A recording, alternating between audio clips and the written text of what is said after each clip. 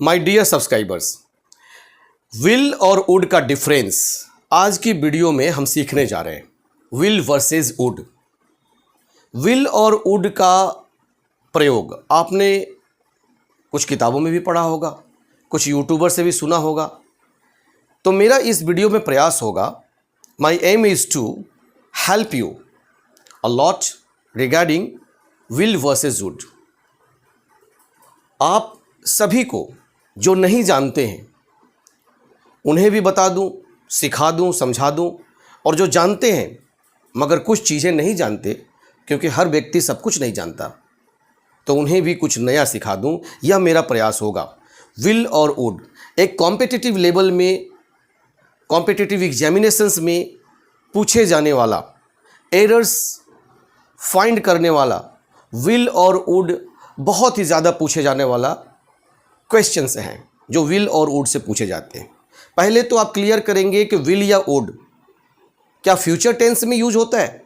तो विल तो helping verb में यूज होता है, मगर वुड हेल्पिंग वर्ब में नहीं यूज होता, फ्यूचर टेंस में नहीं यूज होता। चलिए, मैंने बोर्ड पर समय बचाने के लिए आंसर्स के साथ लिखे हुए हैं, एग्जाम्पल्स के साथ लिखे हुए हैं। एग्जाम्पल्स आपको समझाते हुए विल और वुड का डिफरेंस बताता हूँ।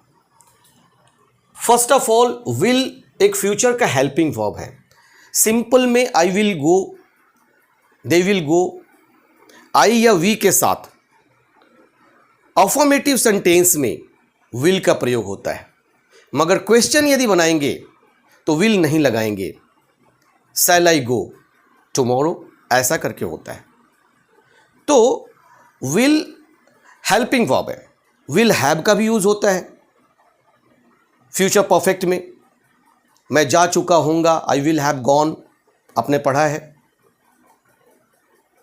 मगर वुड का प्रयोग नहीं होता।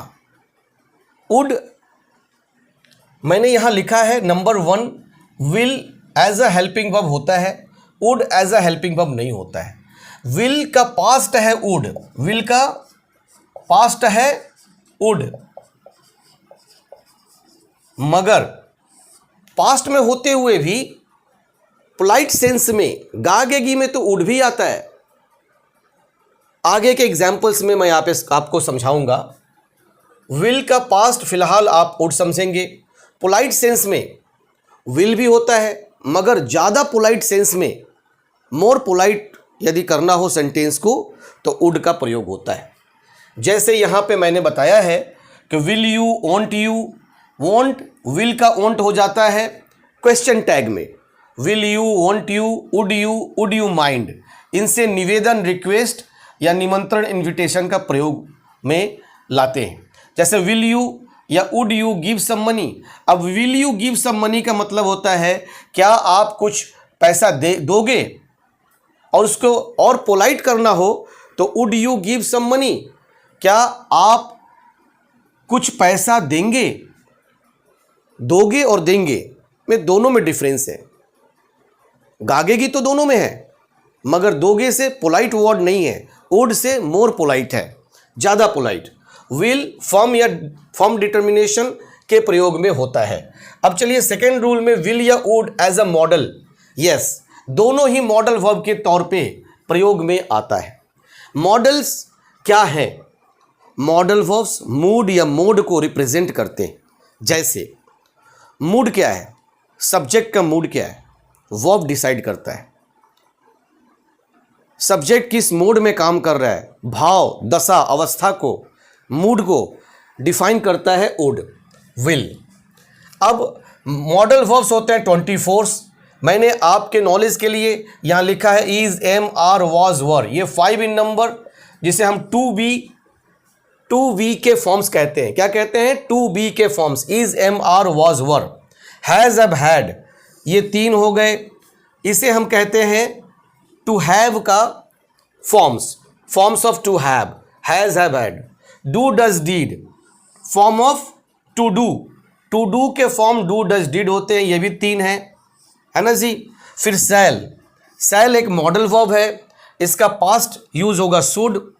Will modal verb past would, can modal verb past could, may is a modal verb, past might, must is a modal verb और इसका पास्ट होता है हैड टू। एक और है आउट।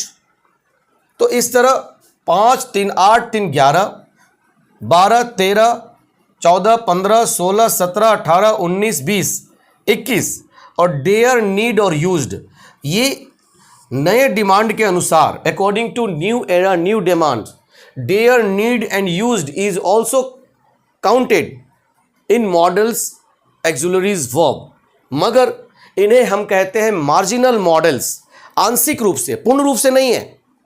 जैसे सपोज दैट आपने बायोलॉजी में पढ़ा होगा, एक प्लांट है जो फुल्ली मर्ज्ड इन वाटर है, एक है मार्जिनली मर्ज्ड इन वाटर, आंशिक रूप से पानी में डूबा हुआ plant. Like that marginal means आंशिक रूप से, मतलब semi, you can say half of the modal verbs and half of the ordinary verbs, दोनों तौर पे यूज किया जा सकता है। Dare, need and used marginal modals, 100% modals नहीं है, इसे 50% मॉडल्स काउंट करते हैं, बट मॉडल्स की श्रृंखला में इसे रखते हैं। तो दैट्स वाई 24 हो जाते हैं, 5, 3, 8, 11, 12, 13, 14, 15, 16, 17, 18, 19, 20, 21, 22, 23rd and 24th number is used. ठीक है जी। तो विल और वुड क्या है, एक मॉडल्स है। मॉडल वर्ब में विल भी यूज होता है, वुड भी यूज होता है। विल जब मॉडल वर्ब में यूज होगा तो पोलाइट सेंस देगा, मगर मोर पोलाइट करने के लिए वुड का प्रयोग करते हैं। नंबर 3 रूल इज, नंबर 3 आई या वी के साथ जब विल लगाते हैं, आई या वी के साथ, हालांकि आई वी के साथ नॉर्मल सेंस में शैल का यूज होता है, मगर जब विल लगा देते हैं तो डिटर्मिनेशन, संकल्प या इंटेंशन, इरादा, इंटेंशन या डिटर्मिनेशन का भाव प्रकट होता है। जैसे आई विल सी हर टुमारो, मैं उसे कल देखूंगा। कल फ्यूचर में बात हो रही है कि कल, ये फ्यूचर सोइंग एडवर्बियल्स है, future showing adverbials. Tomorrow next week future showing adverbials है। We will play a match next week, हम अगले सप्ताह मैच खेलेंगे, एडवर्बियल्स है। फ्यूचर सोइंग एडवर्बियल्स होंगे तो फ्यूचर वर्ड विल का प्रयोग हुआ as a helping verb in a future indefinite tense, yes और नॉट। और इससे क्या है, इरादा, कि मैं उसे कल देखने जाऊंगा, मेरा इरादा है। या we will play a match next week, हम मैच खेलेंगे ही खेलेंगे, हम डिटरमाइंड है, डिटर्मिनेशन है, संकल्प है। इससे आई वी के साथ जब विल का प्रयोग होता है तो इंटेंशन या डिटर्मिनेशन को शो करता है। लेकिन जब बात क्वेश्चन में आएगी, इसका क्वेश्चन बनाना होगा, तो आप विल नहीं लगाएंगे, विल आई नहीं होता है। आप कहने को बोल दीजिए कि विल आई गो, स्पोकन में it's correct, but grammatical rule के अनुसार, according to grammatical rules, will I is incorrect. Shall I see you tomorrow, shall I see you tomorrow, question mark, shall I see you tomorrow, this is the correct sentence, shall I see you tomorrow. Excess use, sometimes will का प्रयोग access होने लगता है, हर जगह क्या हम will कहेंगे। यदि विल का प्रयोग हमें एक्सेस लग रहा हो तो उसके जगह पे गोइंग टू का प्रयोग करके भी फ्यूचर सोविंग सेंटेंस बनाया जा सकता है। जैसे I am going to see her tomorrow, I will see her tomorrow का हमने कर दिया I am going to see her tomorrow, मैं उसे कल देखने जा रहा हूं, इसका मतलब मैं उसे कल देखने जाऊंगा, मैं उसे कल देखूंगा। तो आई एम गोइंग टू का प्रयोग भी विल के एक्सेस यूज से बचने के लिए गोइंग टू का प्रयोग करते हैं। क्लियर। अगला रूल, सेकेंड पर्सन, अब first person I, second person you, third person he she और singular subject. Second person and third person के साथ जब विल का प्रयोग होता है तो कमांड, आदेश का बोध होता है। इंटेंशन या डिटर्मिनेशन फर्स्ट पर्सन के साथ, आई वी के साथ, और सेकेंड और थर्ड पर्सन के साथ विल का प्रयोग होता तो कमांड का बोध होगा, आदेश का बोध होगा। जैसे you will wait here until I get back, you will wait here until I get back, आप यहीं इंतजार करोगे जब तक कि मैं वापस नहीं आ जाऊंगा। आप यहीं इंतज़ार करोगे जब तक कि मैं वापस नहीं आ जाऊँगा। Someone is commanding you, you have not to go anywhere, you have to wait here until I get back. जब तक मैं वापस नहीं आऊँगा आपको यहाँ इंतज़ार करना होगा। ये कमांड है, क्योंकि you is a second person है। सेकेंड पर्सन के साथ विल और थर्ड पर्सन के साथ जब विल का प्रयोग होता है तो सेंटेंस कमांड का बन जाता है। Boys will attend the function at 10 o'clock। बच्चे 10 बजे फंक्शन को अटेंड करेंगे। कोई कमांड कर रहा है। Fourth number rule is completed. Number 5 मैंने कहा will you, want you, would you mind से निवेदन, रिक्वेस्ट या इन्विटेशन, निमंत्रण का बोध होता है। जैसे will you give me some money, क्या आप मुझे कुछ रुपया दोगे। मगर would you give me some money, क्या आप मुझे कुछ रुपया देंगे। हम अपने बड़े से तो ये नहीं कहेंगे दोगे। हालांकि आज की जनरेशन बड़े छोटों का फ़र्क ही भूलते जा रही है, जिसमें कुछ भी लगा देती है। मगर भाषा आपको व्यवस्थित रूप समझाता है। भाषा बड़े छोटों का कद्र करना सिखाता है, एटिक्वेट मैनर सिखाता है, और भाषा के सही शब्दों का प्रयोग आपको सही दिशा दिखाता है। इसलिए हिंदी सीखिए, इंग्लिश सीखिए, अच्छे से सीखिए। इनडायरेक्ट नरेशन में शैल या विल का पास्ट फॉर्म शुड या वुड हो जाता है। इनडायरेक्ट नरेशन में शैल या विल का पास्ट फॉर्म शुड या वुड हो जाता है जब रिपोर्टिंग वर्ब पास्ट टेंस में हो। ही टोल्ड मी, जिस वर्ब में रिपोर्ट करते हैं वो रिपोर्टिंग वर्ब कहलाता है। टोल्ड रिपोर्टिंग वर्ब हुआ। I will help you, SON law लगता है। What is the SON law? Narration आप जब जानते हैं तो सब जानते हैं। First person I will be changed according to he, यहां ही होगा। He told me that he would help us, will का वुड हो गया हेल्प, और सेकेंड पर्सन ऑब्जेक्ट के अनुसार यहां से अस हो जाएगा, है ना। विल से आदत या जनरल ट्रूथ का बोध होता है। Boys will be boys everywhere, बच्चे हर जगह बच्चे ही रहेंगे, लड़के हर जगह लड़के ही रहेंगे। Boys will be boys everywhere, will say आदत, हैबिट या जनरल ट्रूथ का बोध होता है। मगर वहीं पर वुड से कभी कभी या ओकेजनली का भाव आता है। ठीक है जी। जैसे we would often talk for hours, हम कई घंटे बात करते रहेंगे। OFTEN, उससे कुछ लोग ऑफ्टेन भी बोलते हैं, कुछ लोग ऑफेन भी बोलते हैं। मगर करेक्ट प्रोनाउंसिएशन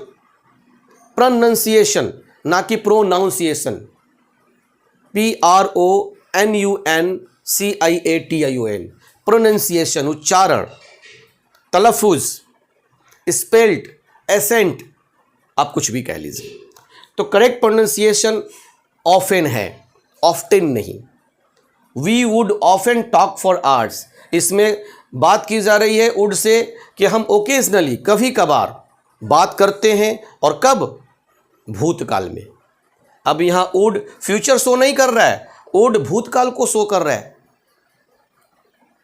वुड रैदर या वुड सूनर, वुड रैदर या वुड सूनर, यदि वुड रैदर या वुड सूनर का प्रयोग करना हो तो पसंद या प्रेफर की बात होती है, प्रेफरेंस की बात होती है।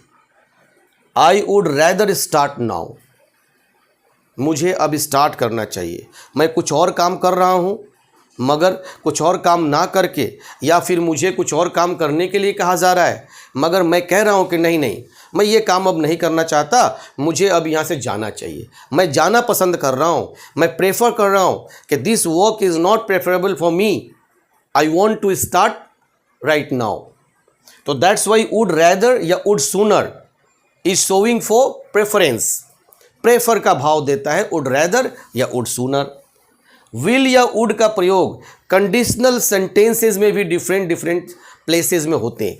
जीरो कंडीशनल क्या है, टाइप 1 कंडीशनल क्या है, टाइप 2 कंडीशनल क्या है, टाइप 3 कंडीशनल क्या है, और इसमें विल या वुड का प्रयोग क्या होगा, ये मैं आपको एक दूसरे वीडियो में एक्सप्लेन करूँगा। फ़िलहाल यहीं तक समझा रहा हूँ, वीडियो ज़्यादा लेंथी ना हो, इसलिए मैं यहीं पर इस वीडियो का लेक्चर द एंड कर रहा हूँ। और आशा करता हूं कि आप सभी को समझ में आया होगा। मैं बोर्ड से हटूंगा, इसे स्क्रीनशॉट लीजिए, लिखिए और प्रैक्टिस करिए। एक बार पढ़ने से आपको समझ में नहीं आएगा। If you want to crack the competitive examinations then you must know about the difference of will and would. You should know. तो अभी तक के लिए इतना ही। फिर कंडीशनल सेंटेंसेस में विल और वुड का प्रयोग बताऊंगा। एक अलग वीडियो में फिर मिलूंगा। वीडियो से हट रहा हूं, आप इसे लिखिए, सीखिए और फिर अगले वीडियो में विल और वुड पर चर्चा और भी करेंगे, क्योंकि एक वीडियो में पूरी चर्चा नहीं की जा सकती। फिर मिलेंगे, तब तक के लिए जय हिंद, जय भारत।